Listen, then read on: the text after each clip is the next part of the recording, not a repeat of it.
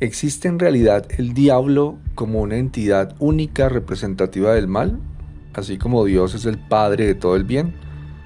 Es claro que en este plano nadie podría decir que sabe la verdad absoluta a esta pregunta, pero voy a exponer mi punto de vista y a dar mi opinión. Para mí, Dios no es un anciano que gobierna todo el universo, que se molesta por los actos de los hombres y nos castiga o nos premia cuando hacemos algo bueno. Esas características no serían divinas, sino humanas. Y es apenas obvio que para el hombre, en su camino y búsqueda de verdades en la fe, era más sencillo si Dios fuera uno de los suyos, pero con un gran poder, que intentar adoptar otro concepto diferente. Dios sería esa energía de la que todo está hecho, una energía que estaría disponible para todos en este universo.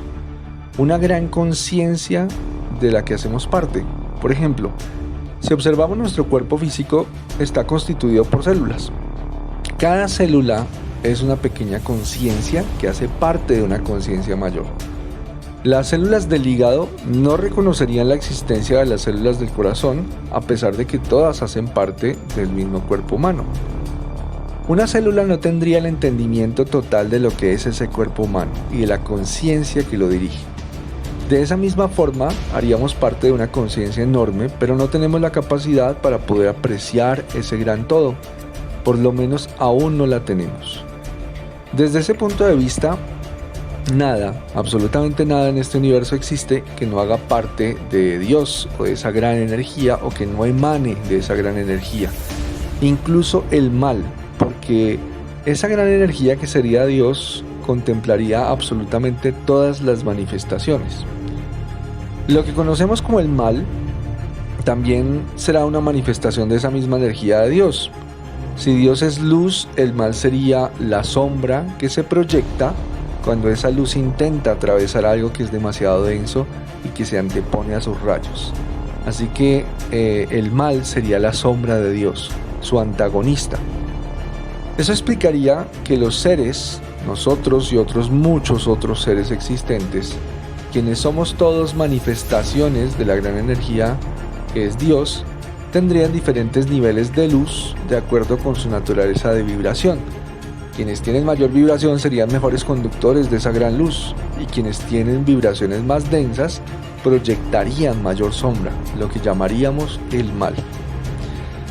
Es así como desde esa mirada o esa perspectiva no existiría la representación del mal como un único ser, como el diablo.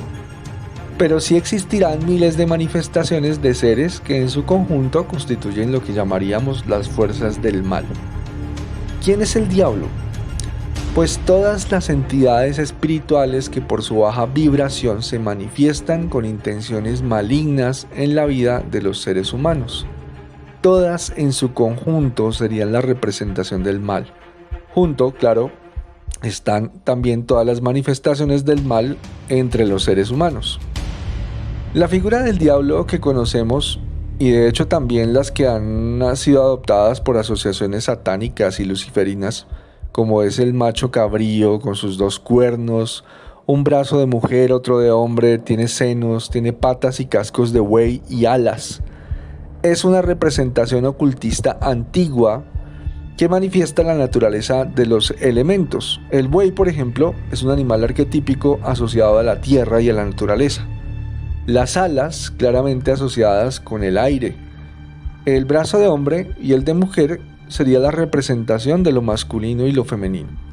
Los senos de la maternidad y la creación de nueva vida, y los dos cuernos representarían ese carácter dual de la naturaleza física. Pero claramente desde el pasado fue visto este arquetipo del diablo como la representación de un ser maligno y adoptado como el ídolo satánico por excelencia y por otras órdenes luciferinas como un ser sabio que es llamado Baphomet. ¿Existe el diablo como un único ser? Yo diría que no existe. Ahora, ¿existen seres espirituales que se manifiestan de manera maligna? Por supuesto que sí. Estos serían nuestros diablos. Ya he hablado en un momento anterior acerca de la existencia de unos seres que habitan en lo invisible llamados Jinn, que son genios en su mayoría de naturaleza maligna, y que tienen gran poder en el mundo espiritual, y entre los cuales existe uno con un nombre muy famoso que es Shaitan, y que es el famoso y tan reconocido Satán del cristianismo.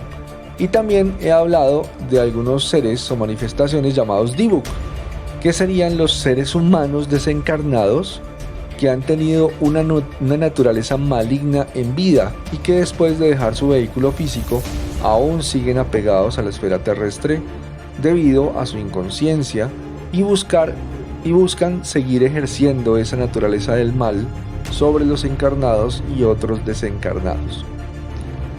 Esta figura con cuernos que nos han mostrado siempre como el diablo fue asociada al mal desde mucho tiempo atrás. Cuando el catolicismo reciente se estableció con ese poder que conocemos, incluso mayor que el que tenían las monarquías y los gobiernos de esos tiempos, tenía como tarea que todos pertenecieran a su fe, y que quien no lo hacía pues ya conocemos las consecuencias. Antes de la religión cristiana, las creencias de los hombres en el campo estaban asociadas pues a lo que ellos consideraban importante para sí mismos. Lo importante era, por ejemplo, la alimentación y la caza, la alimentación que tenía mucho que ver entonces la cosecha y la caza. Entonces adoraban a la luna, que era la diosa de las cosechas, y es bien conocido hoy en día que la influencia de la luna en las cosechas es supremamente importante. Y adoraban también a los animales como el ciervo, los venados, y lo adoptaban como el dios de la caza. Entonces había un dios de la caza que es conocido con el nombre de Cernunnos, o el dios astado, que era un ser con cabeza de venado y sus cuernos o astas. Entonces de ahí se reconocía esa figura de un ser con una cabeza de venado y esos dos cuernos. La religión naciente del catolicismo pues no dio participación a la mujer en su congregación.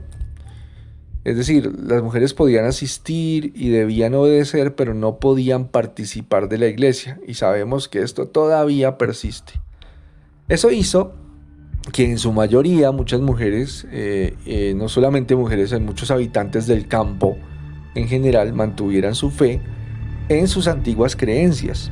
Y no era extraño, por ejemplo, en determinadas épocas del año, que los católicos asustados y asombrados podían ver a los habitantes del campo celebrando sus cosechas y la cacería bajo la luz de la luna llena, y de pronto alguien con un disfraz con cabeza de venado y sus dos astas enormes bailando también con todas las personas, lo que inmediatamente fue asociado con el mal y la asistencia del diablo a esos famosos sábados. En conclusión, diría que no existe el diablo como un solo ser, pero sí existe el mal en el mundo, y se manifiesta a través de los seres físicos y espirituales cuya conciencia y vibración no está suficientemente desarrollada para expresar algo diferente. Es decir, el mal se expresa por naturaleza porque quien lo manifiesta no conoce aún o no tiene la sabiduría suficiente para expresarlo o expresarse de una manera diferente. Estos seres malignos que habitan en otras frecuencias de realidad buscan múltiples formas para manifestarse una y otra vez a través de los seres humanos, con sus actos, con las emociones que los gobiernan y nos alimentan, como son el miedo, el odio, la tristeza, la ira, etcétera, etcétera. No pueden encontrar un canal de manifestación en personas en quienes no existen tales emociones, y entendemos que en esta realidad humana que estamos viviendo en este tiempo, pues seguramente no van a ser muchas las personas que no manifiestan este tipo de emociones. Sin embargo, siempre pues van a buscar los caminos de menor resistencia y escogerán personas que vibran a frecuencias muy cercanas a las suyas para manipularlas y exacerbar sus bajas emociones. No son culpables de toda la maldad que expresa la humanidad. Es claro que el ser humano tiene la voluntad de decidir la expresión de sus actos, de sus pensamientos y sus emociones, pero seguramente podrían en muchos casos ser quienes mueven los hilos de horrores y tragedias entre los hombres en el mundo físico.